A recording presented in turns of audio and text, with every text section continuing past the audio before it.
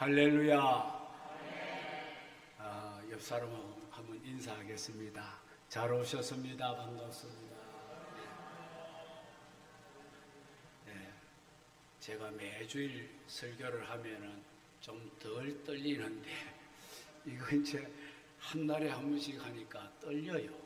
그래서 좀 떨더라도 여러분들이 그러려니 생각하시고 잘 봐주시기 바랍니다. 독일이 전쟁에 패망을 하고 휴일 없는 365일 무휴일로 만들어서 국민들이 국가 재건을 위해서 피땀 흘려 일을 했습니다. 휴일이 없었습니다. 그런데 1년을 지나고 보니까 아픈 사람들이 어마어마하게 많고 또 생산 능력은 오르지 않고, 그래서 독일 정부에서 다시 의논하기를 주의를 쉬도록 하자. 그랬더니 아픈 사람들이 확 줄어들고 국가 생산은 확 올라가더라. 그런 이야기가 있습니다. 사람은 쉬어야 합니다. 우리 하나님도 6일 동안 천지를 창조하시고 7일째는 쉬었잖아요. 쉼이 있어야 됩니다. 안 쉬고 계속 일하면 그 사람 언젠가는 말하자면 퍼질 수가 있습니다. 자동차도 계속 달리면 퍼지는 거예요. 마찬가지 사람도 쉴 때 쉬어줘야 되는 것입니다. 그래서 하나님께서 인간을 창조하실 때 6일 동안 일하고 일에 되는 날은 꼭 쉬어라. 그래서 안식일을 주신 줄로 믿습니다. 현대인들은 누구나 다 이 살아감에 있어 고민도 많고 또 짐도 많이 짊어지고 가는 것 같습니다. 예전에 비하면 환경도 문화도 풍요롭고 발달이 되어서 살아가기가 훨씬 좋아졌음에도 옛날에 비교하면 고민도 짐도 더 많아진 것 같습니다. 지나가는 사람들을 무작위로 붙들고 당신 고민도 없으시지요? 무거운 짐도 없으시지요? 라고 물어본다면 모두가 다 손사래를 치고 아니라고 말할 것입니다. 지금 이 자리에 나와 계시는 여러분들 중에도 고민이나 무거운 짐이 하나도 없으신 분은 아무도 없을 거라 생각합니다. 시대는 더 좋아졌는데 어떻게 된 일인지 살아가는 것은 더 어렵고 힘들어졌습니다. 학생들만 보더라도 그렇지 않습니까? 입시 때문에 얼마나 저들이 고생을 많이 하는지 모릅니다.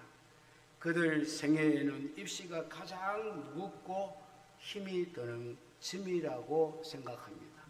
이 짐이 얼마나 무겁고 힘이 들었으면 스스로 목숨을 끊는 학생들도 생기고 있지 않습니까? 얼마나 무거우면 스스로 생을 포기했겠습니까? 이 일이 어디 학생들 뿐이겠습니까?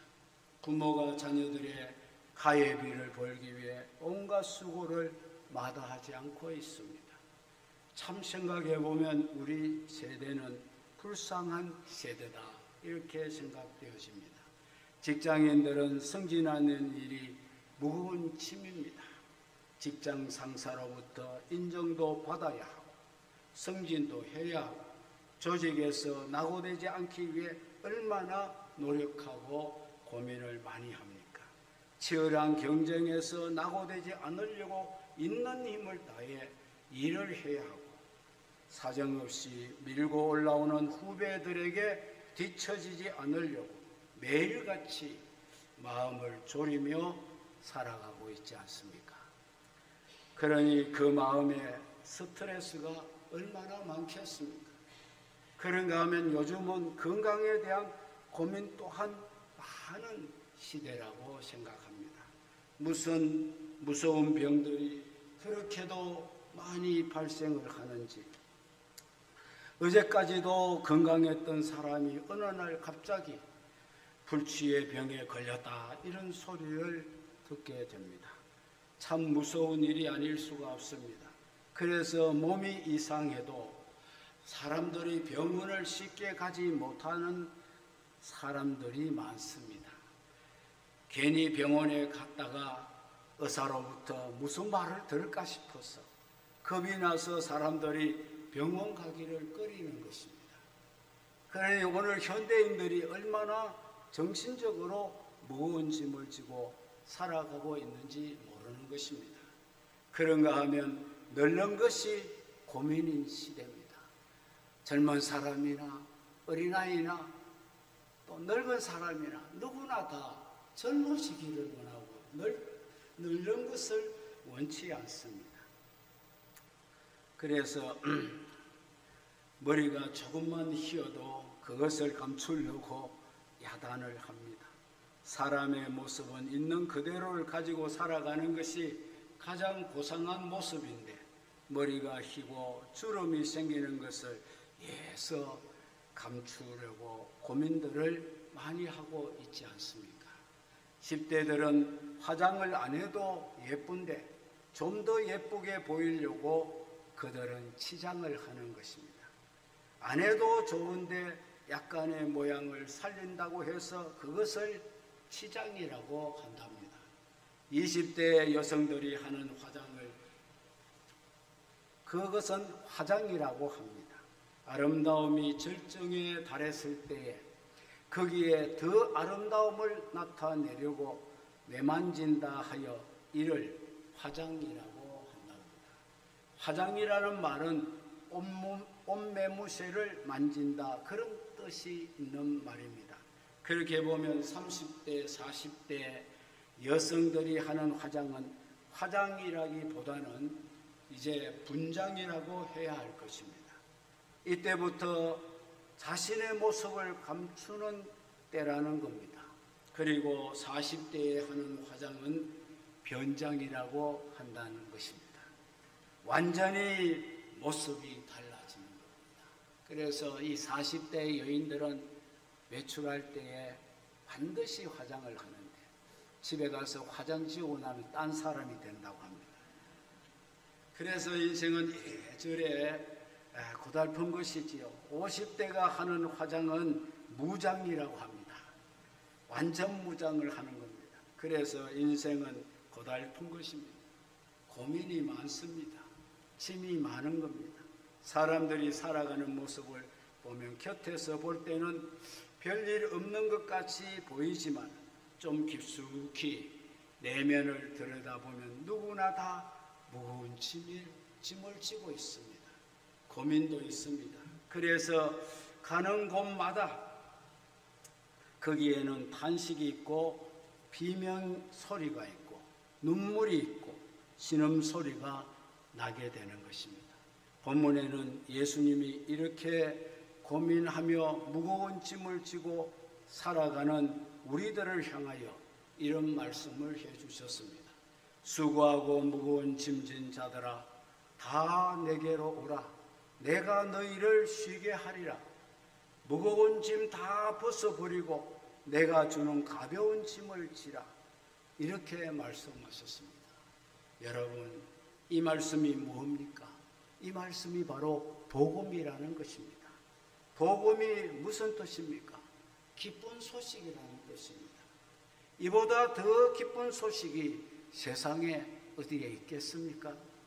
내가 가지고 있는 모든 무거운 짐을 대신 맡아주고 나를 쉬게 해주겠다고 하는 이 말보다 더 기쁜 복음, 더 기쁜 소식 없을 겁니다.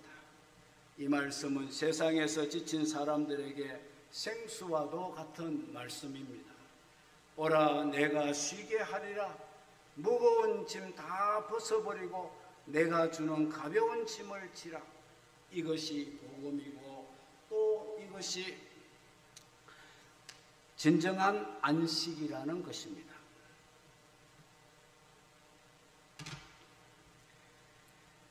이 말씀 속에는 다음과 같이 몇 가지 의미가 들어 있습니다. 첫 번째, 내게로 와서 쉬어라 이 말씀 속에는 나의 짐을 주님이 들어주겠다 그런 뜻이 함축되어 있습니다.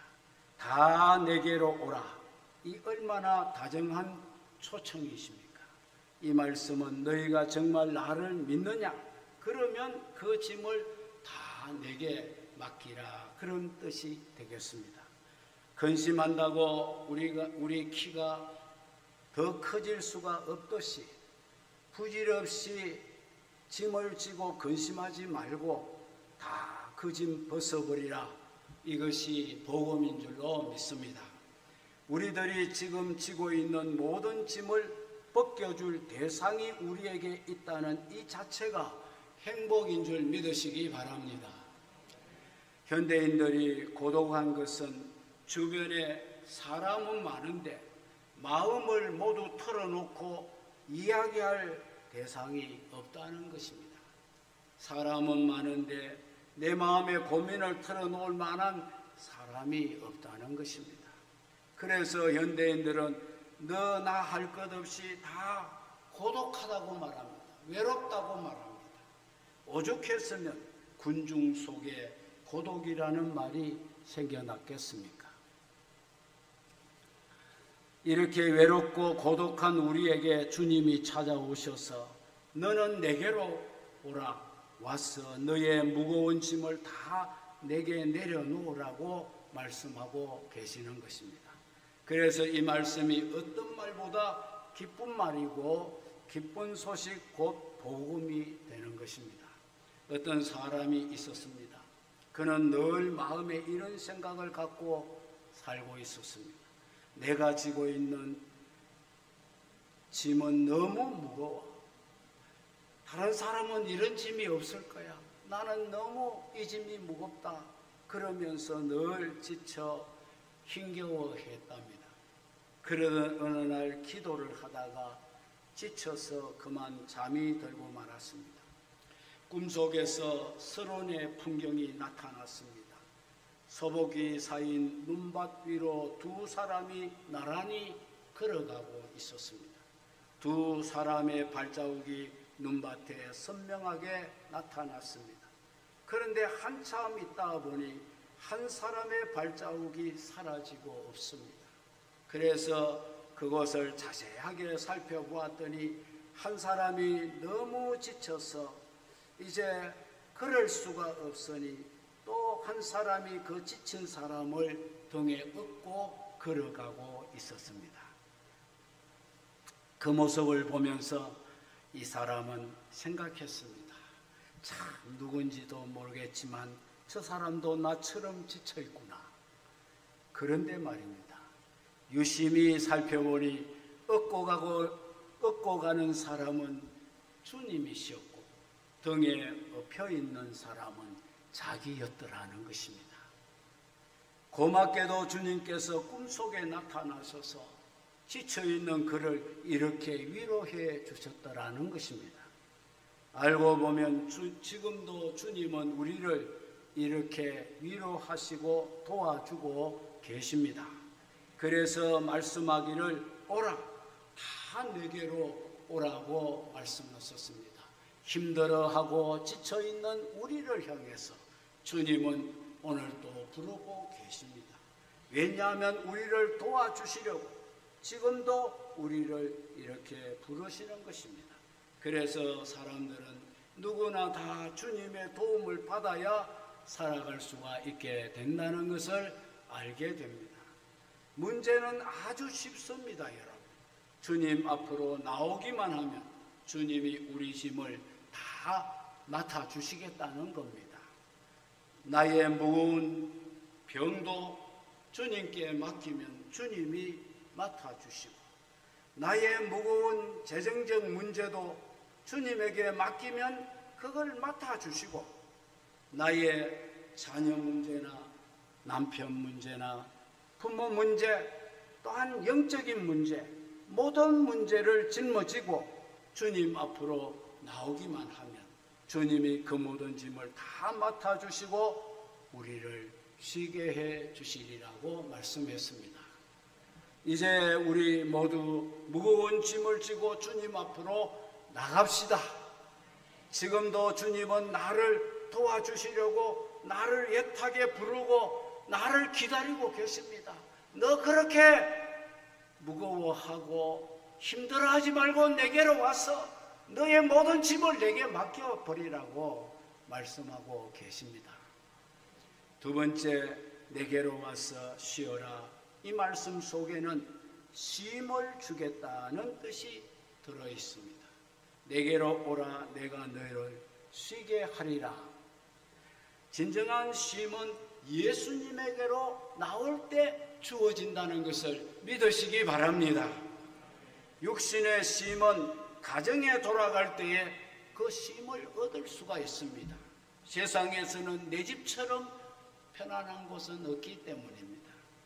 그러나 영의 안식은 주님에게로 나와야 얻을 수 있다는 말입니다. 그래서 우리 주님은 참 안식처이시고 우리의 진정한 쉼터가 되는 줄로 믿습니다. 영혼의 안식처입니다. 그래서 성전은 신앙인들의 고향이라 안식처라고 말합니다. 우리가 매주일마다 교회 나와서 주님 주시는 안식을 누리고 돌아가야 합니다. 오늘 여러분 교회에 나오는 이 자체가 안식을 누리는 것입니다. 쉼을 얻는 것입니다. 여러분의 영혼이 쉼을 얻는 것입니다.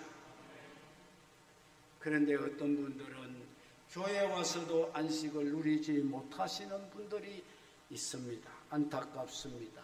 교회에 와서 무엇하려고 괴로워합니까, 여러분?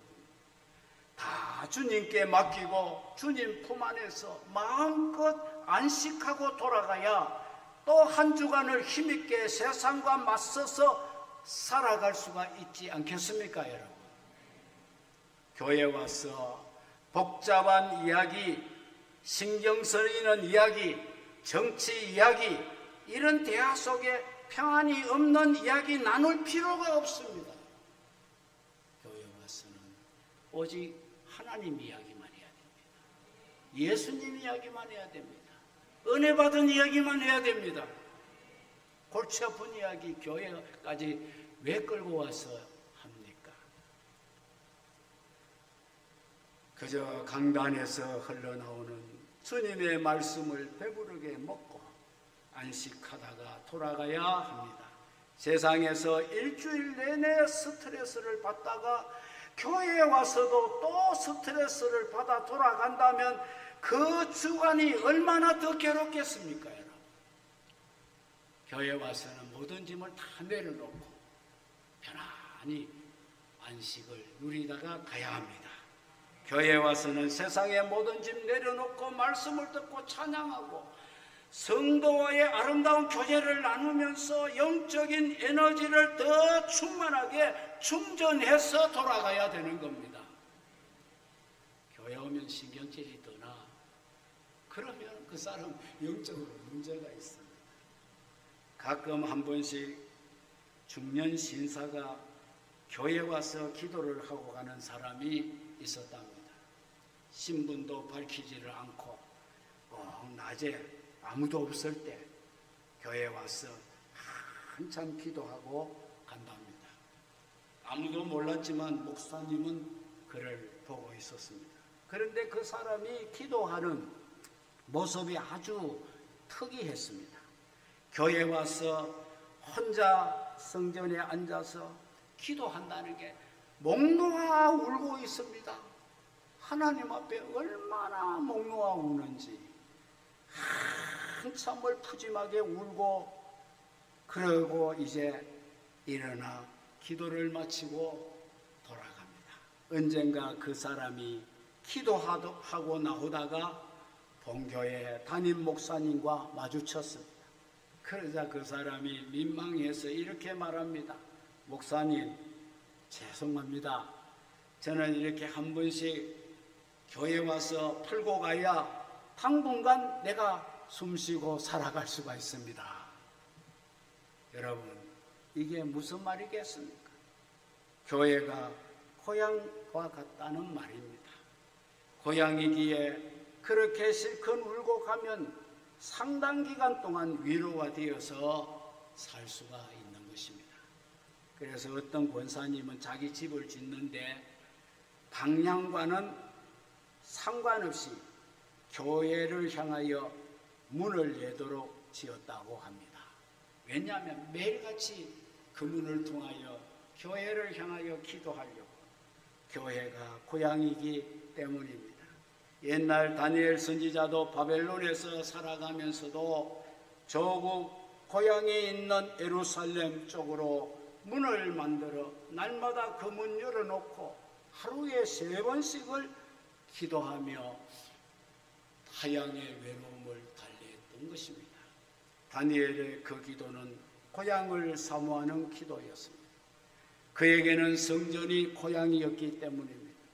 고향 집에 가면 언제나 나를 사랑하고 반겨주고 잊지 못하는 아버지, 어머니가 계시듯이 성전에는 우리를 주야로 잊지 않으시고 보호하시는 우리의 영적인 아버지 하나님이 계시는 곳이기 때문입니다. 여러분, 우리의 영적 고향 같은 교회를 언제나 사랑하고 그 안에서 안식하는 여러분들 다 되시기를 주의 이름으로 축복합니다. 교회는 고향입니다. 우리 마음의 고향은 절대로 버리지 못합니다. 바쁘게 살다가도 문득 고향을 생각하면 향수에 젖어듭니다. 여러분, 병원에 누워 몇 날을 한번 보내보십시오. 주일날 교회 가는 일이 얼마나 고마운 일인가 비로소 그때 깨닫게 되는 것입니다. 그래서 주님은 다 내게로 오라고 하십니다.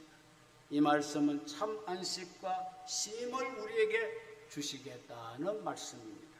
그래서 우리가 있어야 할 자리는 따로 있지 않습니다. 그곳이 바로 성전이라는 것입니다. 여러분들은 늘 성전에 오기를 즐겨하시기를 바랍니다. 그리고 주님의 품입니다. 우리 성도들은 거기에 있을 때가 가장 힘이 생기고 가장 행복할 때입니다. 어떤 사물도 가장 아름답게 보일 때가 언제냐 하면은 그 물건이 놓여야 할 곳에 놓여져 있을 때라고 합니다. 그때는 아름답지 않는 것이 하나도 없다는 것입니다. 아무리 못생긴 돌이라도 나무 한 그루라도 있어야 할 곳에 놓여 있으면 모두가 아름답고 예술적 가치를 지니게 된다는 것입니다. 우리들이 아무리 나약하고 부족하다 하더라도 무력하다고 하더라도 그리스도 안에 살아갈 때에 우리 인생은 제자리를 찾게 될 줄로 믿습니다. 그때가 가장 아름다울 때이고 가장 힘이 있을 때입니다. 그래서 주님은 말씀하기를 내게 오라 와서 쉬어라 라고 하신 것입니다. 왜냐하면 우리들이 있어야 할 곳이 바로 그곳이기 때문에 그렇게 말씀하신 줄로 믿습니다. 세 번째는 내게로 와서 쉬어라는 이 말씀은 감당할 힘을 주시겠다 그런 뜻이 함축되어 있습니다. 사람이 세상을 살면서 아무 짐도 지지 않고 살 수는 없습니다. 주님께 모두 갖다 내려놓았다고 해서 아무 짐도 지지 않고 살 수 있다는 말은 아니라는 것입니다.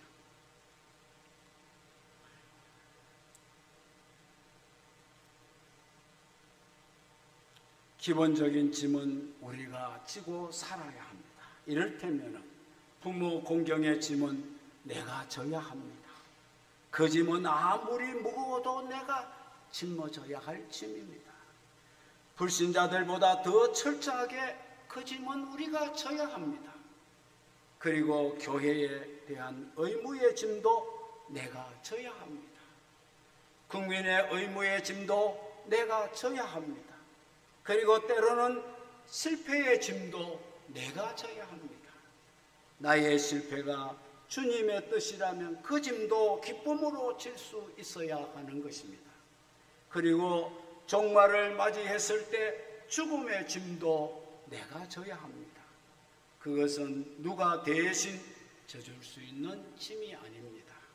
그래서 말씀하기를 내게로 와서 내 멍에를 매라고 주님이 말씀하십니다. 내 짐은 가볍다고 말씀하십니다. 이 말씀은 주님이 내가 그 짐을 져줄 수 있도록, 질 수 있도록 내가 너에게 힘을 주겠다는 겁니다. 방법을 주겠다는 것입니다. 유대 지방에는 소의 멍에를 메워서 밭을 갑니다. 그런데 새끼가 딸려있는 어미소가 밭을 가려고 할 때는 그 새끼를 떼놓으면 어미가 밭을 제대로 갈 수가 없습니다. 새끼 생각 때문에. 그래서 이제 주인은 어미와 새끼를 같이 멍에를 매도록 합니다. 어미소 옆에 새끼도 멍에를 같이 매게 하는데 그 멍에는 어미소에게만 무게가 실리게 되어 있고 새끼 소에게는 아무런 무게가 실리지 않게 되어 있습니다. 왜냐하면 어미와 새끼는 키가 차이가 있기 때문에 그렇습니다. 새끼 소는 그냥 어미소 곁에서 따라다니기만 하면 되는 것이고 어미소는 새끼가 옆에 있으니 안심하고 밭을 잘 갈게 되는 겁니다. 무거운 멍에는 어미소가 메고 새끼는 무게가 전혀 실리지 않는 멍에 아래서 어미소를 따라다니는 것입니다. 우리가 모든 무거운 짐을 다 주님께 맡기면 주님이 그 무거운 나의 짐을 홀로 다 감당하시고 우리는 주님이 주시는 쉬운 멍에 곧 아무런 힘이 실리지 않는 멍에를 메고 주님 곁에서 주님을 따라다니면 되게 되어 있다는 것입니다. 믿습니까? 이것이 바로 주님이 우리에게 주시는 가벼운 멍에입니다. 어떤 때는 주님이 힘을 주시지 않으시면 지기 힘들 때가 있습니다. 모세는 애굽으로 가라는 하나님 명령을 받고도 한사코 나는 못 갑니다. 보낼 만한 자를 보내소서라고 거절을 합니다. 그것은 모세의 겸손이 아닙니다. 사실 모세는 말할 줄 몰랐다고 합니다. 말을 전혀 못한 것은 아니고 말이 상당히 어눌했다고 하는 것입니다. 유대인 탈무드에 보면 모세가 말을 못하는 이유를 이렇게 설명하고 있습니다. 모세가 3살 때 바로왕이 벗어놓은 왕관을 겁없이 그걸 지머리에 올려가지고 썼답니다. 당시에 이런 행위는 이거는 불경죄고 이거는 반역죄고 살아남을 수 없는 행동입니다. 그 모습을 본 바로왕이 이 아이에게서 어떤 비범함을 느끼게 되었다고 합니다. 그래서 장차 이 아이가 무엇이 될까 궁금해서 쟁반에다가 숯불 하나와 책을 한 권 놓고 무엇을 집는가를 보았더니 그만 숯불을 집어서 입에다 넣어버렸다는 것입니다. 그때 모세의 혀가 타버려서 말을 하지 못하게 되었다. 이런 탈무드의 교훈이 있습니다. 모세는 그래서 한사코 못 간다 했는데 하나님은 그런 모세에게 말을 잘할 수 있는 아론을 붙여주시면서 너는 가야 한다고 말씀했습니다. 내가 못하면 하나님은 할 수 있도록 방법을 반드시 하나님이 허락해 주시는 줄 믿으시기 바랍니다. 그래서 사람으로서는 할 수 없으되 하나님으로서는 모든 걸 다 할 수 있느니라. 사도 바울은 몸에 병이 생겨서 심각하게 간절하게 마음으로 자기의 병을 고쳐 주십사 하나님 앞에 3번을 크게 기도했습니다. 그런데도 하나님은 고쳐주지 않으시고 그의 곁에 의사 한 사람을 붙여주셨습니다. 하나님이 고쳐주시면 될 텐데 안 고쳐주고 대신에 의사를 붙여줬어요. 그래서 그 의사는 항상 바울을 따라다니며 바울의 주치의가 되어서 항상 바울이 아프면 치료를 해주고 이렇게 했습니다. 그리고는 나가서 일하라고 했습니다. 하나님은 사람이 약하면 약한 대로 사용을 하시고 강하면 강한 대로 사용하십니다.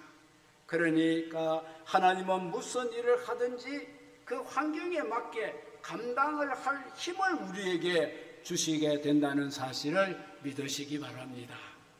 이것이 은혜입니다. 그래서 말씀하기를 내게로 오라고 하신 것입니다. 그러면 감당할 힘을 주시겠다는 겁니다. 우리가 감당치 못할 시험 당함을 하나님은 허락하지 아니하시고 시험 당할 점에는 피할 길을 반드시 준다고 이렇게 말씀을 하고 계십니다. 내가 할 수 없다고 말하지 말고 나의 짐을 하나님께 맡겨드리기 바랍니다. 그러면 하나님은 내가 그 일을 감당할 수 있도록 힘을 주시고 능력을 주시고 방법을 주시고 지혜를 주실 줄 믿습니다. 마지막으로 내게 와서 쉬어라. 이 말은 하나님이 깨달음을 주시겠다, 그런 의미가 있습니다. 여기 보면 나의 멍에를 메고 배우라는 거예요. 배우라는 것은, 배운다는 것은 깨닫게 해준다는 것입니다. 이 말씀 속에는 아주 좋은 깨달음을 주시겠다, 그런 뜻이 있는 겁니다. 사람은 때로 몰라서 무지해서 가벼운 짐인데도 무겁게 지고 사는 사람도 참 많습니다. 아주 저건 이렇게 하면 될 텐데 왜 저렇게 하는가, 왜 저렇게 고생하며 사는가, 그렇게 살아가는 사람이 많지 않습니까? 생각에 따라 짐이 무거울 수도 있고 가벼울 수도 있습니다. 예를 들어보면 이런 것과 같습니다. 할머니의 등에 손자를 업고 하루 종일 다녀도 그 할머니는 조금도 무겁다고 하지 않습니다. 어린아이 몸무게가 대략 한 20kg 가까이 나간다고 볼 때에 가볍지가 않지 않습니까? 왜냐 하면은 그것이 바로 자식이기 때문에 그렇습니다. 내 새끼이기 때문에, 두불 자식이기 때문에 그렇습니다. 그렇지 않고 20kg 나가는 돌덩이를 등에 메고 다니라면 10분도 견딜 수가 없을 것입니다. 생각이 얼마나 중요한가 말해주는 대목입니다. 일본의 소설 가운데 이끼루라는 소설이 있습니다. 이 말은 산다, 그런 뜻인데요. 어떤 사람이 병에 걸렸습니다. 병원에서 앞으로 6개월밖에 당신은 살지 못합니다. 이 말을 들은 후 이 사람은 삶의 회의가 생겼습니다. 일하기도 싫고 먹기도 싫고 그렇게 좋아하던 술도 끊어버리고 누구 만나는 것도 싫고 모든 것이 다 싫고 재미가 없었습니다. 만사가 귀찮습니다. 그러던 중 하루는 무작정 길을 걷다가 길가에서 꽃을 파는 소년과 함께 앉아서 이런저런 이야기를 나누었습니다. 그런 가운데 이분은 소년에게 말하기를 나는 앞으로 6개월밖에는 살지 못한단다 그랬어요. 그러자 그 어린 소년이 그 말을 듣고 이렇게 대답을 합니다. 아저씨, 아직 6개월은 남아있잖아요. 아직 6개월이 남아있는데 뭘 그렇게 걱정을 해요? 그 말에 이 사람이 정신이 번쩍 들었답니다. 6개월밖에 없는 것이 아니고 6개월이 아직도 남아있기 때문입니다. 이 짤막한 말 한마디는 그에게 엄청난 용기와 힘을 주었습니다. 그래, 6개월이 남아있지, 나는 살아야 해. 그래서 삶의 의욕을 가지고 병을 극복하게 되었답니다. 그가 지금까지 가지고 있던 그 무거운 짐이 한순간 가벼워지게 되었습니다. 김동길 박사 에세이에 보면 이런 말이 나옵니다. 미국에 사는 교포가 자수성가를 해서 돈을 좀 모았습니다. 그래서 그는 더 큰 돈을 벌기 위해서 정권에다가 그때 돈으로 10억을 투자를 했는데 그만 그 정권이 망해서 10억을 홀랑 날려 먹었습니다.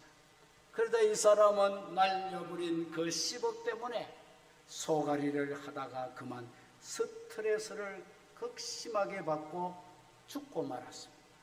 그런데 그가 죽은 후에 자녀들이 집안을 정리하다가 보니 장롱 밑에 10억이 들어있는 통장이 발견되었습니다. 여러분, 그 사람은 잃어버린 10억 생각만 하고 남아있는 10억은 생각하지를 못했습니다. 잃어버린 10억에만 괴로워하다가 병이 들어서 죽고 만 것입니다. 만약 그 사람이 남아있는 10억을 생각하고 그것으로 다시 무엇을 시작을 했더라면 그는 그보다 더 많은 돈을 벌었을 것이고 인생의 성공자가 되었을 것입니다. 6개월밖에 남지 않았다는 말과 6개월이 더 남아있다는 말은 이렇게 큰 차이가 있습니다. 여러분, 송봉구라는 사람이 지은 한 시 가운데 족부족이라는 시가 있지요.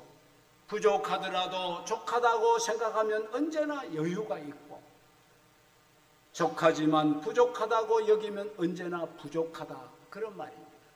생각이 얼마나 중요한가를 말해주고 있는 것입니다. 현대인들은 이렇게 모두 짐을 지고 살아가고 있습니다.